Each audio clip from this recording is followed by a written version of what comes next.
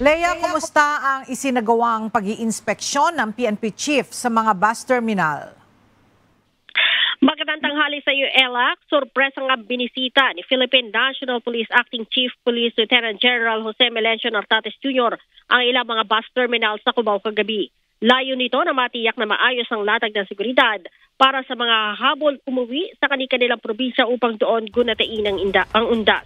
Nais din daw ni Lieutenant General Nartates na makita ang deployment ng mga pulis at kahandaan ng mga ito na tumugon sa anumang pangyayari. Kailangan din daw matiyak ang kaayusan sa mga terminal mula sa mga sasakyan hanggang sa mga pasilidad upang magabayan ng maayos ang mga biyahero sa kanilang paglalakbay. Sa naturang pag-iikot, Ella, kinausap ni Lieutenant General Nartates ang mga bus driver, konduktor at terminal management upang ibilin ang mga pasahero.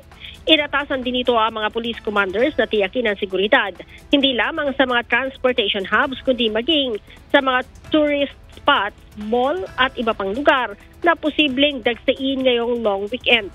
Bagamat walang namomonitor na seryosong banta ang PNP ngayong undas, puspusan pa rin ang kanilang pakikipag-ugnayan para bantayan ang iba pang posibleng mangyaring krimen. Ella?